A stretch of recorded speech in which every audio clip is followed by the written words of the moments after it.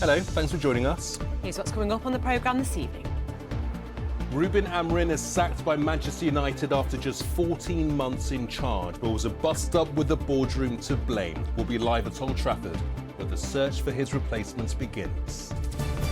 The charity doing epic work in Wigan to bring down suicide rates and save lives. We meet those behind the project to get men talking. Us as a family, we've never had this sort of money, so I'm not going to go and waste it. I'm not going to change. I'm not going to start buying stuff. Darts superstar Luke Littler sits down with Mike after winning £1 million and the World Championship for a second straight year. Lights, camera, action. The Northwest takes a starring role once again in the latest Harlan Coben thriller, alongside Gavin and Stacey star Ruth Jones. And it's been a wintry start to the week with more hazards to come into tomorrow morning. Snow for the Pennines, sleet at times elsewhere, and icy roads will feature. I'll have all the details later on in the forecast.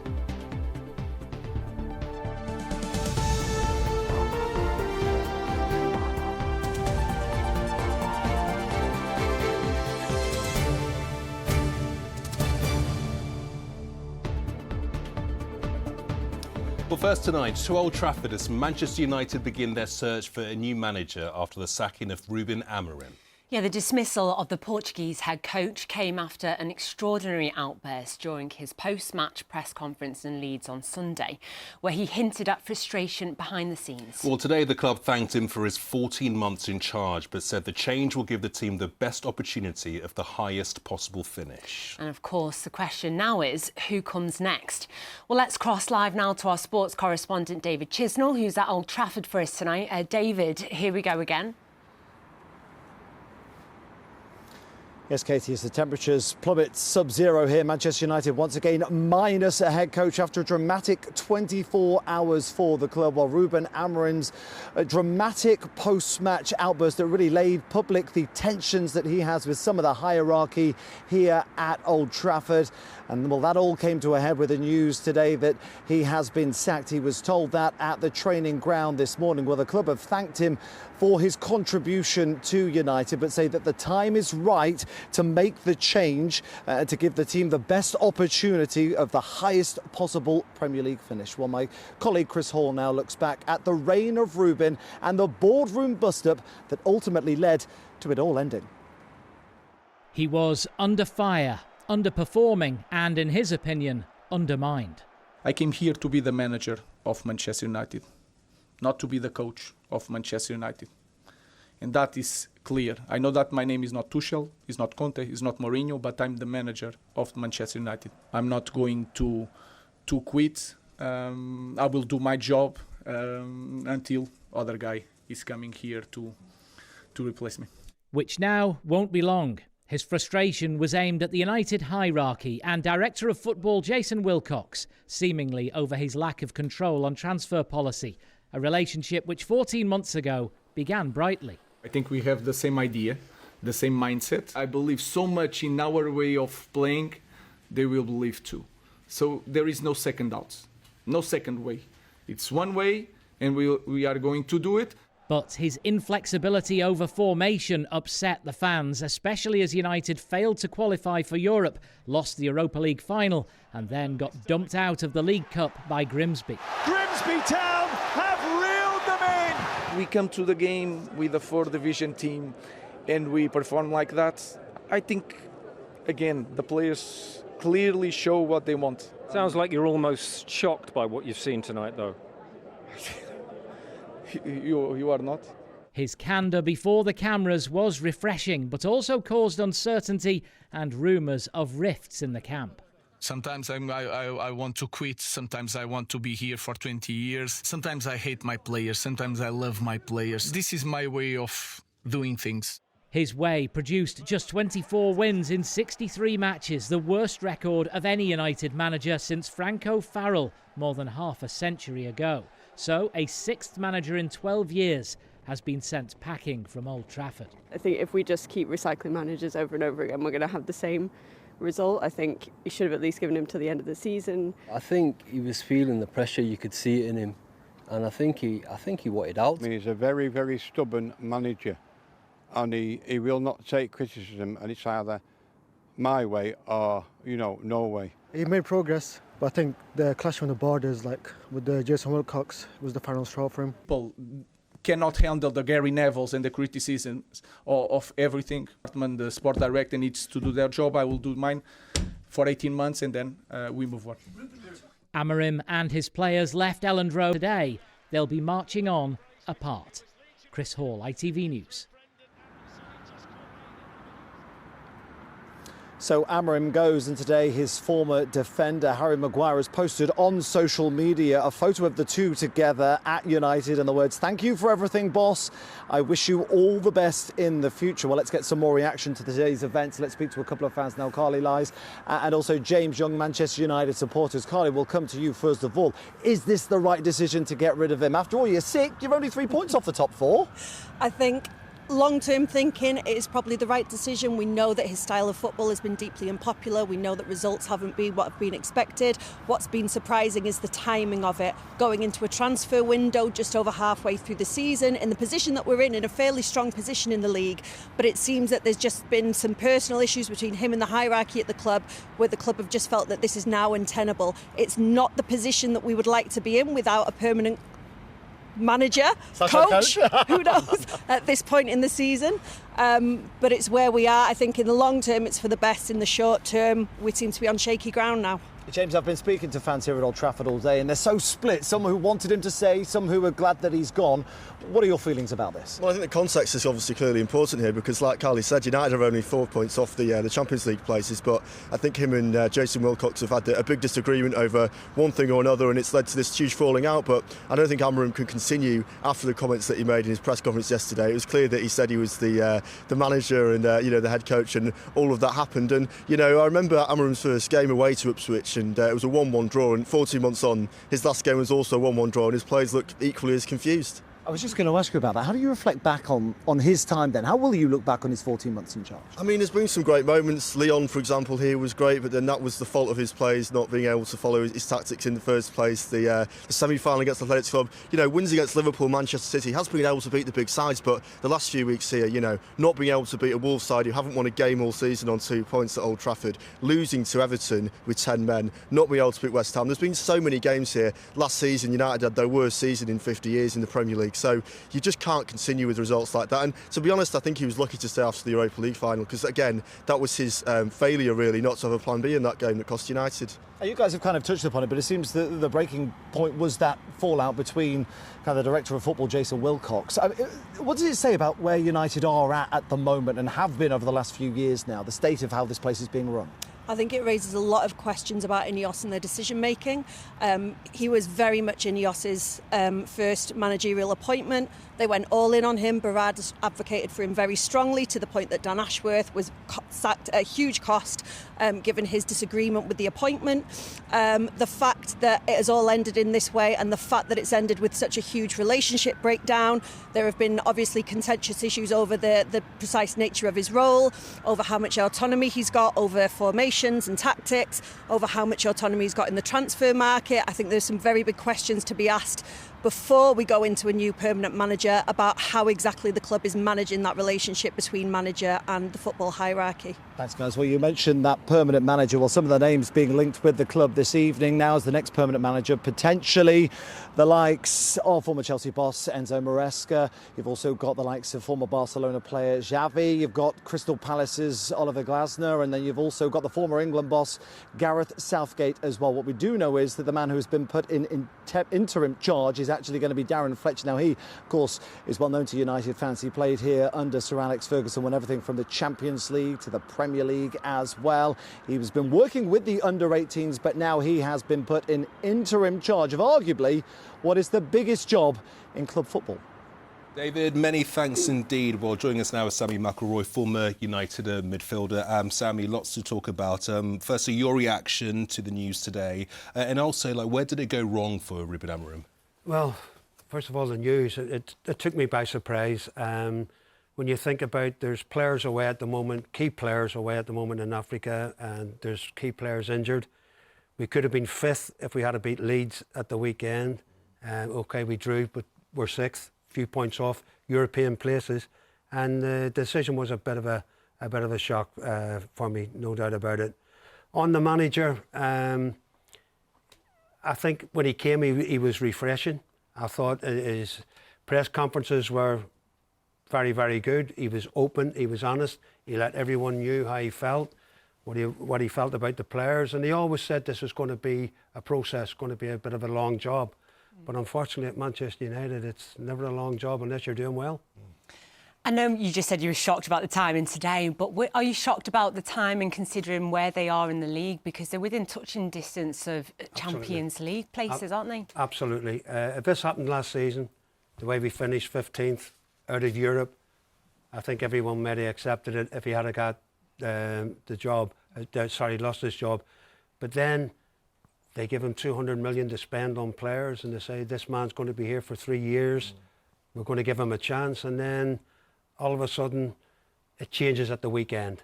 And when I say it changed at the weekend, I seen his interview because I've worked with him in press conferences. That press conference was the worst I've ever seen, coming from the manager. His face, there was no smile, there was no charisma from him. He couldn't wait to get out of his chair and away.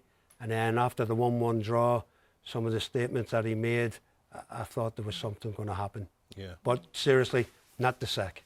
You've been a manager in your time. There does seem to be a bit of a shift now where we're seeing the club having the final say over players instead of the manager. I mean, what's your take on that? Is that shift real? Am I just imagining things? Or? You're right, but call me old school. I wouldn't like to be in that situation.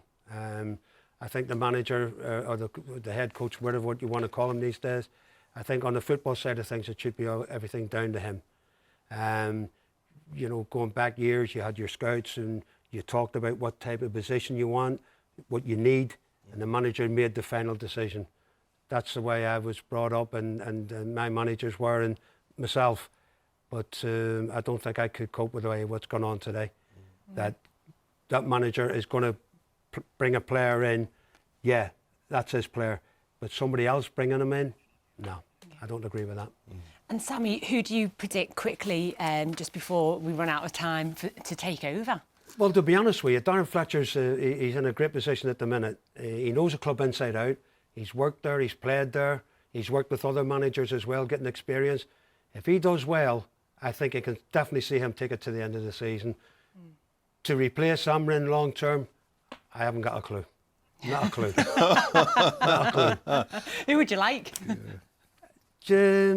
I would, to be honest with you, just come into my head right there now is a Bournemouth manager who's working at a small club in the Premiership on a shoestring. And OK, they're having a little bit of a bad spell at the minute, but he's done marvellous. And he's a football man as well. I think we need to see a manager coming who loves attacking football. Yeah, it's a big job. Sammy, always good to chat. Thank you very much. Thank you for your time. Thank you. Well, to the rest of the news now, and snow, ice and freezing temperatures have caused travel disruption across the region. Liverpool Airport was closed for most of the day, as was Ronaldsway Airport on the Isle of Man. Schools have also been forced to shut in many areas, with more snowfall possible in some places overnight. The oldest cinema in Liverpool has raised £60,000 in just 12 days to help restore it and bring it into community ownership. Alton Picture House hosted 12 days of Christmas screenings, bringing more than 7,000 people back through its doors. The cinema, built in 1927, is the city's only remaining single-screen cinema. The ITV soap worlds of Coronation Street and Emmerdale will collide quite literally tonight in an explosive crossover episode. Characters from both shows come face-to-face for the first time in a one-off, one-hour programme dubbed Corridale. It was filmed across 3 weeks back in October, including a 14-night shoot on a disused road in Yorkshire. But apart from that, the stars aren't giving anything away. Can't possibly tell you what's going to happen in tonight's episode, obviously. No, but it's there's a bit of a nod to the fact that I was in both soaps. Well, it was really good fun. I mean, we could see the stars at night and it was fabulous. Honestly, genuinely, that was a highlight of it for me, is doing the night shoots. We were there till 5, 6 in the morning. Everyone who works in Emmerdale was going, "But you don't see this every night?" And I was like, "No, I live in Manchester, I don't see this every night. What's a star?" I'm just in a taxi on the way back from Weatherfield, having been to an event, so I'm not even dressed as Chaz. Figure that one. Absolutely cannot wait for that tonight. Corriedale is on ITV1 at 8 p.m. this evening, after which you can watch exclusive behind-the-scenes access to see how it was all made on ITVX. Well, next tonight, to some worrying stats, with suicide rates at an all-time high, but the picture is particularly bad here in the northwest, with the latest official figures showing we have the second worst figures in the country. Yeah, some parts of the region, like Wigan, now have the worst suicide levels since records began more than 20 years ago. Yeah, with this time of year proving incredibly difficult for some, one charity in Wigan has started up a new help group dedicated specifically for men, providing peer support to those who need it. Our correspondent Mel Barham has been to see the work they're doing. For many, this time of year can be especially hard. But for some, those tough January blues can spill over into thoughts of suicide. 4 years ago, Christmas, I was very down, and I googled how to kill myself. I've learned strategies now to know those lighter days do come. Doesn't feel like it at the time, but they do come. Peter knows only too well how difficult life can get. But he's now helping others with the launch of a new peer support group here in Wigan, especially for men. Hi, Epic Men? Yeah, Epic Men. My name's Peter. Welcome. We'll go in and show you where the canteen is. Okay. Epic Men meets every Thursday night and is open to any men over 16 who are struggling with their mental health. It's a struggle every day. I put everyone else before me. Yeah. But I also need someone, so I used these groups. It's a response to the growing problem faced by Wigan in particular, with new figures showing suicides in the borough are up 17%, with 162 deaths recorded over the 2022 to 2024 period. That's the highest figure since records began and far above the national average. There weren't these groups. It doesn't bear thinking about what the statistics would be. But more groups we have, better possibility we have of helping people, preventing death by suicides. This newly formed group is part of the charity Epic Hope, who already run help groups known as crisis harbours for anyone struggling with their mental health. And thanks to funding from the community, they can now go directly to those who need help. So this is our mobile van, and we use this to provide immediate help out in the community. They're now able to drive to suicide hotspots to intercept before it's too late. This van does save lives. It's saved countless lives, and sadly, but we're glad that we're able to do it, we've been going out literally every day in the van. But this charity say more funding is needed for community groups like this, and the local MP agrees suicide prevention is something the government and local authorities need to prioritise. We've got to have a strategic approach to preventing mental health problems. At the moment, there's so much acute crisis care that the NHS and mental health services have to provide. They're really, really struggling. But that is because we are catching these things far too late in the journey that someone goes through. And so what the NHS has got to do, and what local authorities have got to do, is move earlier towards prevention. The sad thing is, you know, the public hear about these numbers going up, but they don't hear about the lives that are being saved. And we're always trying to spread that good news as well, that actually we've reached over 1,100 people in this year, and people need to hear that good news, that that's lives that have been saved. It's not just lives that are lost. We don't want to lose anybody to suicide. And that's the message they're hoping to get across, that there is help out there and nobody should feel alone. Mel Barham, ITV News, Wigan. Yeah, really important work being done there in Wigan. Yeah, absolutely. Well, next to another big sports story from the first few days of the new year, and Luke Littler is darts world champion once again. The 18-year-old from Warrington became just the 4th player to win the title in back-to-back years. Yeah, he beat Dutchman Jan van Ven in the final at Alexandra Palace and pockets £1 million in prize money. So what's he going to spend it on? Let's find out. Luke's been speaking to my call. 147 to win the World Darts Championship. Luke, many congratulations. Back-to-back world champion. Has it sunk in yet? No, it definitely hasn't. I've not had that much sleep. But yeah, that's all part of the parcel. After you win the World Championships, same happened last year. But yeah, I know deep down it feels good. There was some emotion from you at the end. What was going through your mind at that moment? Yeah, just the relief of the whole tournament. Obviously the extra 3 days of the extra 32 players, we really felt it was a long tournament, but we've come out on top and it's been worth it.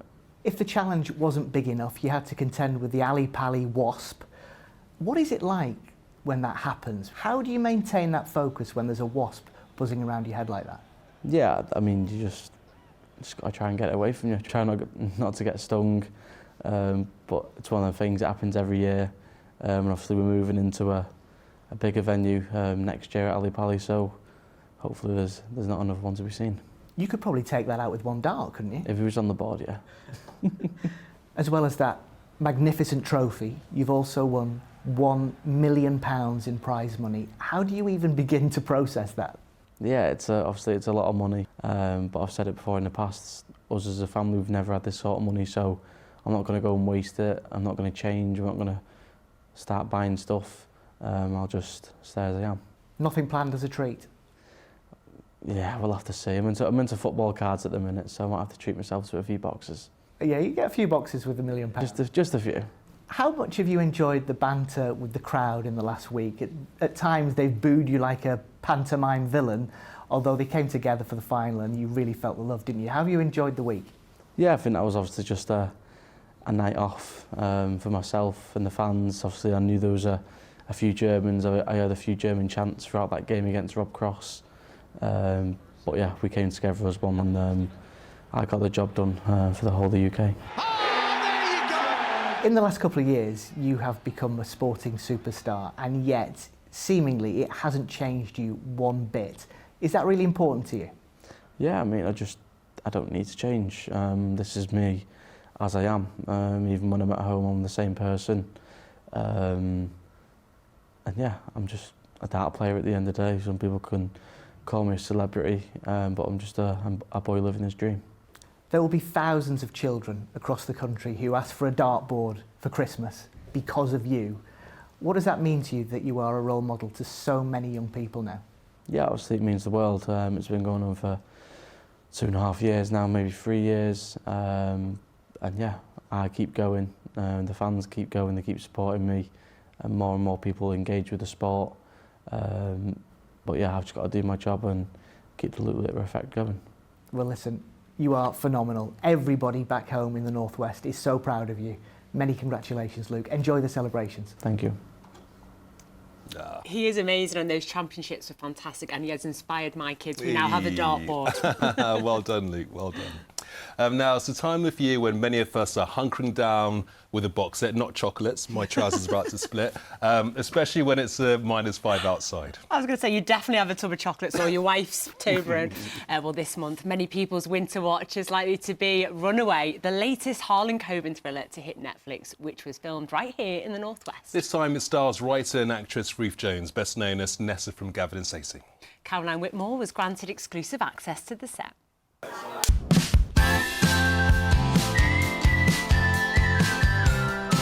Alfred, we're here on the set in the Northern Quarter in Manchester. You're playing Isaac in Runaways. I'm Detective Fag Benley. Isaac is a detective and he's trying to piece the various jigsaw pieces of the puzzle together. I think one of the nice things about Runaways, there's so many different elements, there's so many different characters, there's so much story there. Am I telling me where you were between 5 p.m. and 10 p.m. yesterday evening? Why? What is this? What's happened? Harlan Coben's had 6 thrillers that he shot here in the Northwest. Yeah, so is it correct. nice for you being in Manchester? Oh yeah, it's a dream. I love the city. Just shooting here in the heart of the northern quarter is kind of lovely. I'm afraid you need to leave. This is a crime scene. I'm a PI. Well, we may know you as Ruth Jones, but you're here in front of us as Elena Ravenscroft, private investigator on Runaway. It's a great name, isn't it, Elena Ravenscroft? I really love her name. She's a private investigator, and she is investigating a case that sort of crosses over with a case that is affecting James Nesbitt's character. Let go of me! Paige, it's Dad. Paige, it's Dad.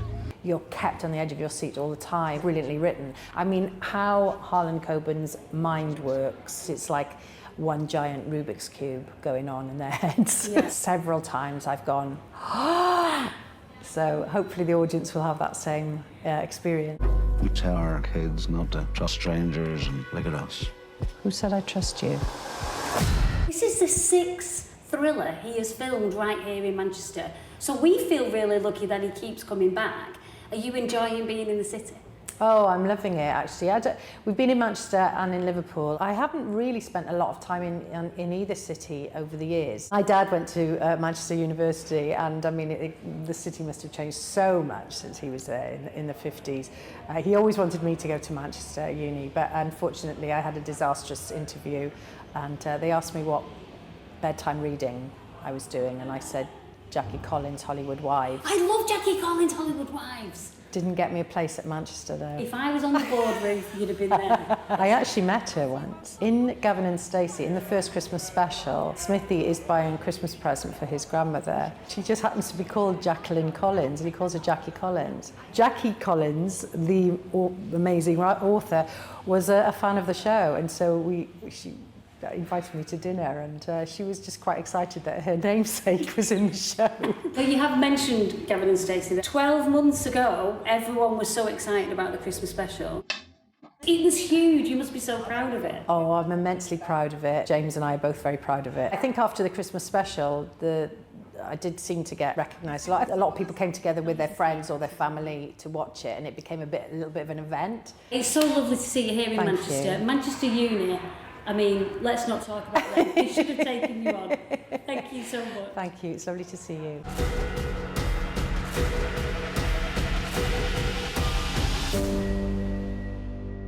We just need to find her and bring her home. Looks good. Here's the weather. Why do I need a shower? I've been out in the rain. The faster you go, the sooner you'll be out. You'll save water too. United Utilities sponsors ITV Granada weather. Thank you. Good evening. After a very icy start on the region's roads this morning, temperatures will be falling away again overnight tonight, so cater for difficult conditions on the roads tonight and tomorrow morning. A widespread frost to come, with further wintry hazards in the form of sleet and snow showers in places as we start the day tomorrow and through the afternoon on higher ground. And in the west of our region, by the end of the day tomorrow, some rather windy weather will pick up. We've had this cold blast of Arctic air for about a week now. That's still with us. There's a change ahead as the two air masses meet. There's a potential for further sleet and snow showers over coming days, and in general by the weekend. Temperatures will have lifted a little bit. Back to this evening and overnight. It's cold, -5, -6 quite widely. Last night it dipped to -10.9, and a few spots could get as low as -8 easily tonight. Fog forming for the Peak District. Some flutters of snow possible in the far west before tomorrow morning, and certainly a hard frost to wake up to tomorrow. The sun is up at 8:27 and sets at 4 tomorrow afternoon. If you're travelling first thing, do remember it will be very icy on the roads where there's any lying snow, difficult conditions and showers feeding through. Some of these turning to sleet and snow for the Cumbrian Fells, the Pennines, the Peak District through the day. For many of us it will be falling as rain at lower levels, and there's a shift in the wind direction to a southwesterly tomorrow. It's still cold, but not as cold as it has been, 4 or 5 degrees perhaps on paper tomorrow. And then as we look towards the next few days or so, temperatures will gradually rise, but it could turn quite unsettled. United Utilities sponsors ITV Granada weather. So cold out there. That's all we've got time for. Have a very good night. Bye-bye.